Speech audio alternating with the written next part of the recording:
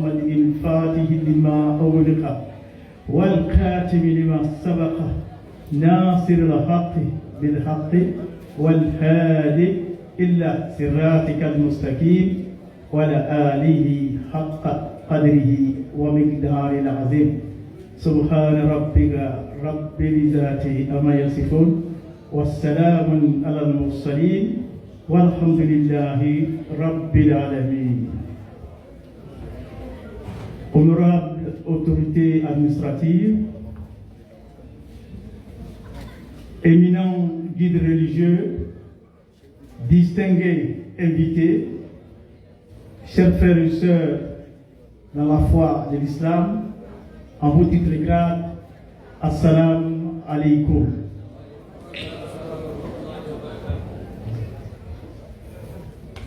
Avant d'entendre de mes propos, bien entendu, avant notre guide, Cheikh Sidi Mbaye, qui le fera mieux que moi à la fin, je voudrais d'entrée saluer certaines personnalités qui nous ont honorés par leur présence ici ce soir.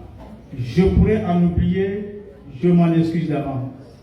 Je voudrais saluer la présence ici des petits-fils de Cheikh Ibrahim Niass, Cheikh Baye et Pa Omar, venus spécialement du Ghana, donner de l'ampleur, de la hauteur à cette cérémonie. Passé cela, je voudrais remercier Cheikh Hadi Faye, qui est une des personnalités incontournables de la vie de la Faïda en Côte d'Ivoire. Tout ce qui concerne Kaola, en tout cas à Abidjan, passe nécessairement par Cheikh Hadi Faye, qui est le frère, l'alter ego de Cheikh Sidi Mbaye. Nous voudrons saluer sa présence. Nous voudrons saluer la présence de la communauté de Sabine Nadia, ici, présent avec son imam et beaucoup de membres de cette communauté. Notre histoire est liée à Sabine Nadia. Il faut rappeler quand en 2013, Cheikh Sidi Mbaye arrivait à Yopougon, chez moi, la première autorité religieuse qui m'a épaulé, qui m'a même effacé pour prendre Cheikh Sidi Mbaye et faire de lui pratiquement un imam de sa mosquée, c'est Feu Imam Doumia, à qui nous souhaitons véritablement la miséricorde d'Allah. Sa est là, nous saluons la présence vraiment de Sabine Nadia à travers son imam, Imam Touré, à travers des membres influents tels que El Idrissa Sanogo ici présent, et jeune homme très généreux vis-à-vis de l'islam.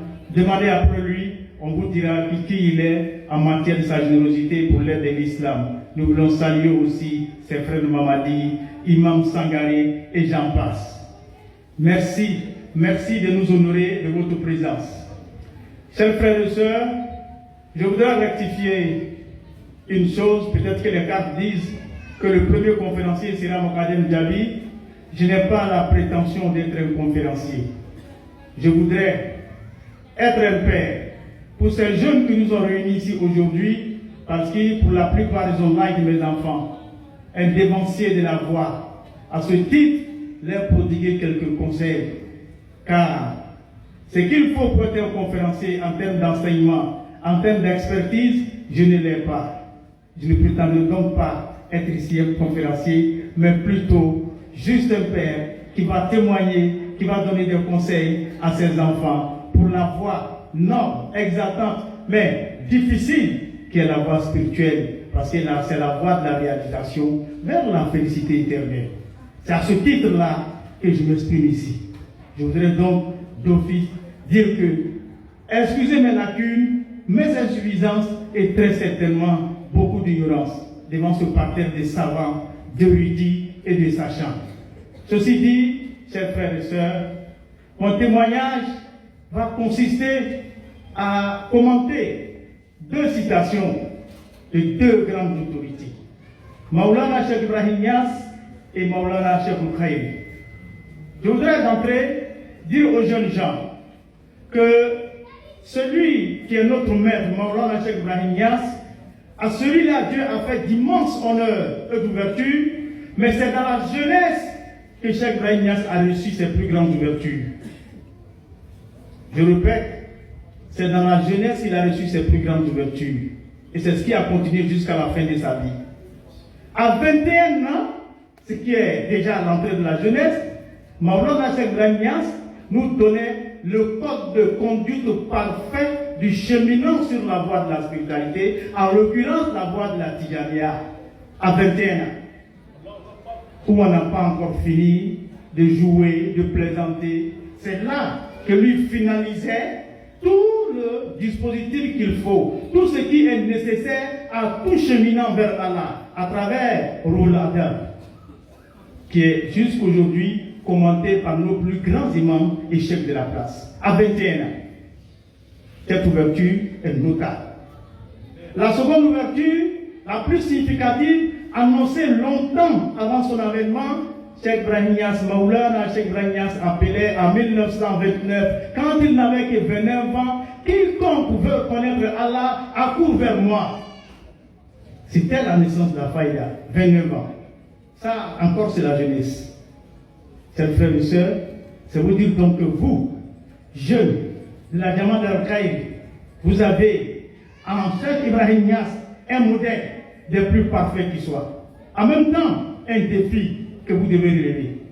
Se réclamer de Cheikh Ibrahim Niasse, c'est s'obliger à l'excellence. Se réclamer de Cheikh Ibrahim Niasse, c'est s'obliger à l'excellence. Oui, Cheikh Ibrahim Niasse était excellent à tout point de vue. Socialement, politiquement, spirituellement, religieusement. Il était excellent à tout point de vue. Si vous voulez l'imiter, si vous réclamez de lui, c'est cette image que vous devez donner. Alhamdulillah, ça commence bien. Cette cérémonie déjà est une initiative noble, à l'image de vos frères et sœurs qui ont réussi. Nous devons vénérer Cheikh Maulana Cheikh Khaïri, il n'y a pas longtemps, le mois passé, je pense le 17 et le 18 juillet, à Dakar, à la suite d'une extraordinaire mobilisation. Je pense que l'initiative d'aujourd'hui, c'est juste le prémisse de l'arrivée de Maulana Cheikh Khaïri en Côte d'Ivoire. Inch'Allah, cela ne saurait tarder. Cela ne saurait tarder. Alors, comme je disais tout à l'heure, je disais que je me contenterai de commenter brièvement, avec mes maigres connaissances, n'est-ce pas, quelques déclarations de Maulana Cheikh Ibrahim Niasse concernant la jeunesse. Et il disait, notre jeune frère Junior le rappelait tout à l'heure, il a dit, l'avenir de toute nation repose sur sa jeunesse, pas n'importe quelle jeunesse. Il le précise, pas n'importe quelle jeunesse. Oui, les politiciens le disent, toutes les familles le disent, notre avenir, ce sont nos enfants. Les politiciens disent, tout ce que nous faisons comme travail, c'est pour la jeunesse. Les spirituels le disent. C'est parce que la jeunesse, effectivement, est le lieu où se prépare la qualité d'une nation. Si vous voulez savoir à quelle nation vous serez dans 10 ans, regardez la jeunesse que vous avez aujourd'hui. C'est cette génération-là qui sera là. Voici pourquoi la jeunesse est le lieu où se ferment toutes les qualités qui vont, n'est-ce pas, prospérer dans une nation. C'est là-bas aussi que la décadence des nations se construit, à travers leur esprit. Car disait quelqu'un, le mal et le bien, c'est dans l'esprit que cela naît avant d'être un acte extérieur. Si les jeunes, dans cette tranche d'âge, de 18 à 20, 25, 30 ans, traversent cette période sans connaissance, ils vont vers une nation complètement en déperdition. Mais vous, particulièrement, je parle à la jeunesse al-Khaïri, vous particulièrement, qui avez choisi, pas seulement l'islam, pas seulement la tariqa Tijaniya, mais la faïda de Cheikh Ibrahim Niasse, vous avez le devoir d'être l'élite de votre génération. C'est une obligation pour vous conformer à l'excellence dont je disais tout à l'heure par rapport à Maulana Cheikh Ibrahim Niasse. Vous devez être l'élite, le phare de votre génération. Parce que vous êtes là où tout le monde chemine, vers là où tout le monde chemine, mais que Dieu n'ouvre pas à tout le monde. Vous êtes dans la réalité de la connaissance de Dieu. Cette sublime porte que Maulana Cheikh Ibrahim Niasse nous a ouvert, c'est le summum de l'adoration. Parce que Dieu a dit, connaissez-moi avant de m'adorer. Si vous ne me connaissez pas, comment allez-vous donc m'adorer? Nous pouvons nous targuer d'humer cette connaissance, d'en avoir la saveur par l'entremise de Cheikh Ibrahim Niasse et tous nos chefs à la suite de ceux-là qui nous ont fait humer la connaissance d'Allah, qui est le summum de l'adoration. Donc vous, jeunes de la faïda, vous devez avoir à l'esprit que quoi qu'il advienne, vous devez toujours être un exemple des plus parfaits. Un exemple des plus parfaits. En plus de cela, vous aviez encore comme tutelle paternelle mais spirituelle Maulana Cheikh Al-Khairi. Avant Maulana Cheikh Al-Khairi, vous avez Cheikh Ibrahim Mamoun Diallo. Mais bien avant, vous avez aussi Cheikh Sidi Mbaye. Cette ligne-là, c'est une ligne d'excellence. C'est une ligne de vertu. Quiconque a vécu avec ces personnes sait que véritablement, il y a des gens qui incarnent des valeurs, mais qui ne les récitent pas. Aujourd'hui, il y a beaucoup de savants des valeurs sur le plan théorique, sur le plan de la déclaration. Mais quant au comportement, il y a très peu de savants véritables. Alors que la véritable vertu, c'est dans le comportement qu'on le constate. Alors que cette lignée de personnes nobles que je viens de citer, à commencer par Cheikh Sidi Mbaye ici, depuis 2013, nous vivons avec lui. C'est une corde vivante. Ce ne sont pas des enseignements écrits, c'est sa vie que nous regardons. Ce sont ses propos que nous écoutons. Il n'y a rien à redire. Si nous pouvions dire que quelqu'un est parfait, nous le dirons. Mais nul n'est parfait comme on dit. Mais nous avons vu en lui une corde. Alors c'est pourquoi les jeunes gens me chargent de lui adresser cette motion. J'ai dit, dans les mots que j'ai pu, parce que moi-même, depuis qu'il est là, je cherche à redire réellement qui il est, mais je n'arrive pas à le faire, les mots me manquent. Les mots me manquent, il faut le dire.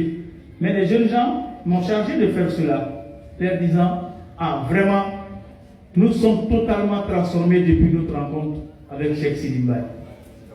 Totalement transformés. Nous savons qui nous étions, nous savons aujourd'hui qui nous sommes.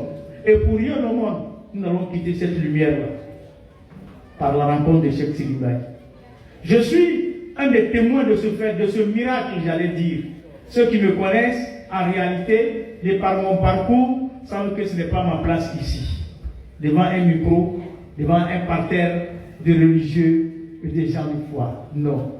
Mais c'est Cheikh Sidi Mbaye qui m'a permis de prendre un micro, de parler de Dieu devant des gens. Ça, c'est un forgeron de cœur. Il faut vraiment qu'Allah fortifie sa voix, qu'Allah fortifie sa vie, sa famille, et qu'il y ait encore beaucoup d'autres personnes qui passent par sa main, sous l'inspiration de Cheikh Ibrahim Mamoun Diallo.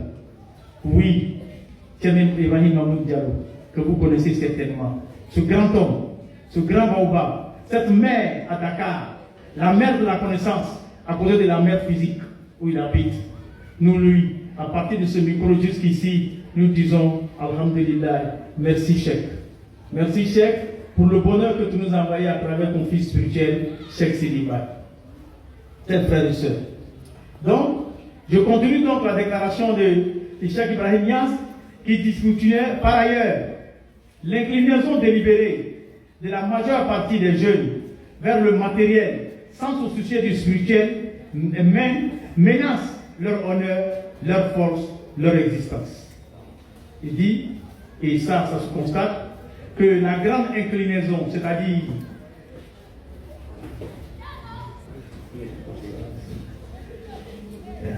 notre grand chef vient d'arriver, nous lui disons vraiment qu'il soit la bienvenue.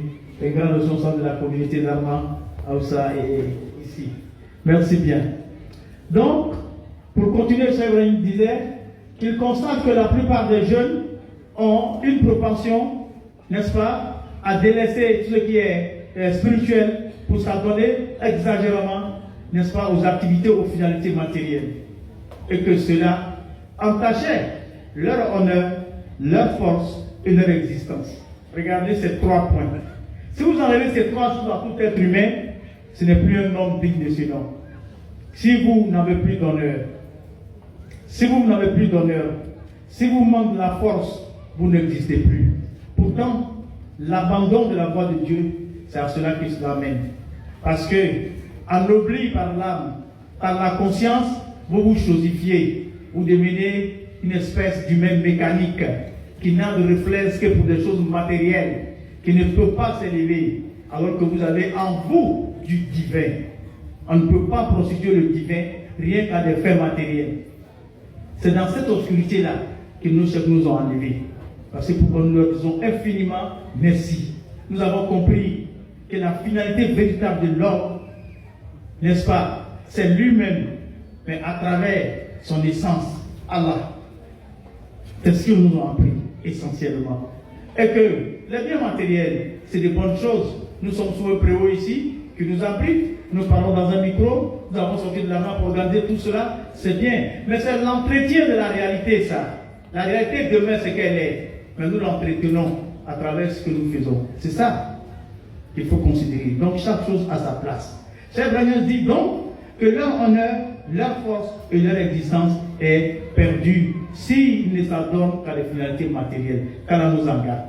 Alhamdulillah, nous constatons ici que dans la Jama de Cheikh Al-Khairi et dans beaucoup d'autres Jamas d'obédience spirituelle, les jeunes prennent conscience qu'ils ont un avenir qui n'est pas que intellectuel et matériel.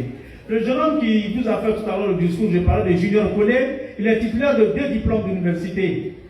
Il est un responsable aussi, n'est-ce pas, de l'ONU par rapport aux jeunes blogueurs. Mais ça ne l'empêche pas d'être à la Zawiya matin, midi et soir. Je ne lui connais pas les fréquentations, à part l'université, sa famille et la Zawiya. Ils sont nombreux comme ça, bardés de diplômes, mais très jeunes au service de Dieu, ici à la Zawiya, depuis leur plus jeune âge. C'est-à-dire donc que le message de Cheikh Ibrahim Niasse ici est entendu par eux. Nous traiter le temps, nous allons davantage étendre dessus. Il y a aussi que l'enseignement de l'islam garantit l'harmonie de la société et son abandon ne peut conduire à la perdition. Tout ce que nous voulons, l'harmonie de la société, dans toutes ses composantes, est définie dans l'enseignement de l'islam par rapport à ce que le prophète Mohammed sallallahu alayhi wa sallam nous a dit. Sur ce plan, il n'y a rien à dire. Celui qui applique les préceptes de l'islam sauve son âme, sauve sa communauté. Voici pourquoi. C'est le fait de ne pas respecter cela que tout ce désordre est créé. Des grands penseurs qui ne sont même pas musulmans, après avoir scruté, étudié la vie du prophète Mohammed sallallahu alayhi wa sallam, ont dit que s'il fallait aujourd'hui un homme pour sauver le monde du chaos, après avoir vu toutes les grandes personnalités historiques, il dit que ce homme-là serait assurément le prophète Mohammed sallallahu alayhi wa sallam.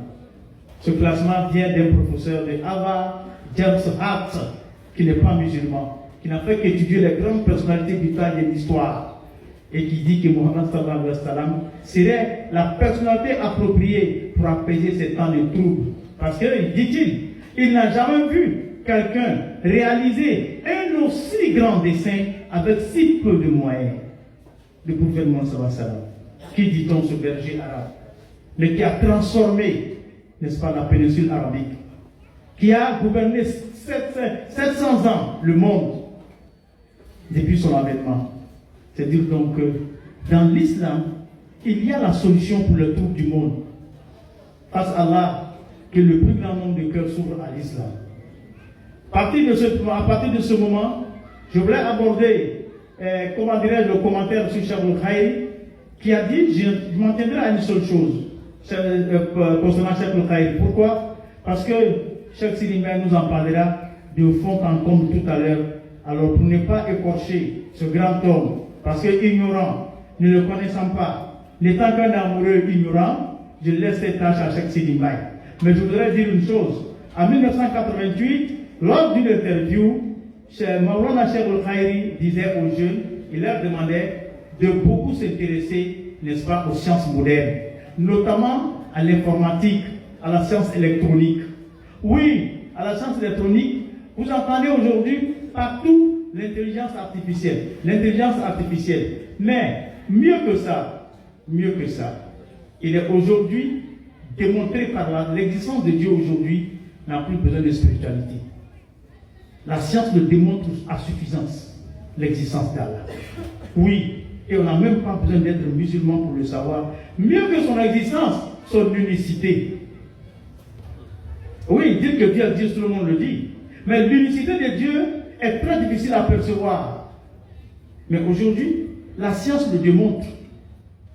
Tout autant que nous sommes ici, chers frères, nous nous appelons hommes, humains, préaux, ciel, terre, âme, mais tout cela n'existe pas en réalité. C'est une illusion d'optique. Quand vous regardez quelqu'un, vous dites voici un homme, c'est une illusion d'optique. Si Dieu agrandissait notre capacité de regard, une espèce de lentille qui montrait la réalité des choses, on ne verrait que des atomes, tout ce plus haut. Pas d'hommes. On ne verrait pas d'êtres humains, on ne verra que des atomes. Prenez n'importe quelle matière, dite matière, mettez-le sous l'œil d'un microscope électronique, agrandissez, vous ne voyez plus la matière. Cela sous-tend que nous allons vers quelque chose qu'on appelle l'unicité d'Allah, qui se rejoint en toutes choses. Déjà, Maulana Cheikh disait aux jeunes de s'intéresser à cela, c'est très important. Parce que il y a Dieu en toutes choses. Ça faut dire que ceux qui s'intéressent aux études occidentales ont donné dos à Dieu. Ce n'est pas vrai. Ce n'est pas vrai. Donc, jeunes sœurs, jeunes frères, jeunes fils, chers enfants, vous êtes l'avenir de demain, à travers surtout la science, dont le modèle le plus achevé a été Cheikh Ibrahim Niasse sur tous les plans et par tous les pays. Il a fait tous les pays. Il a démontré cette connaissance. Je voudrais conclure pour dire que nous avons entendu souvent certains frères de d'autres écoles spirituelles traiter la Tijania des gens illuminés, des gens qui n'ont pas la connaissance. Nous nous inscrivons en faux. Je ne connais pas de communauté qui a des plus grands savants que la communauté Tijane. En tout cas, en ce qui nous concerne, Maulana Cheikh Ibrahim Niasse nous suffit. Il a fait toutes les tribunes islamiques au monde. Il a été même vice-président de la Ligue mondiale islamique à Karachi en 1963. Il a été le premier noir à faire un sermon des plus appréciés à Al-Azhar. Nous avons les photos où il est embrassé comme une femme par le recteur d'alors de l'université Al-Azhar, qui est le temple du savoir islamique. Ce n'est pas à nous, Tidjane, encore moins de la faïda, qu'on dira que nous devons rechercher la connaissance. Chers frères et sœurs, je l'ai dit tantôt, je ne suis pas un conférencier, je ne suis qu'un vieux témoin de la Zaïwa qui a voulu donner des conseils à ses enfants. Sur ce, je remercie votre attention. Assalamu alaikum wa rahmatullahi ta'ala wa barakatuh.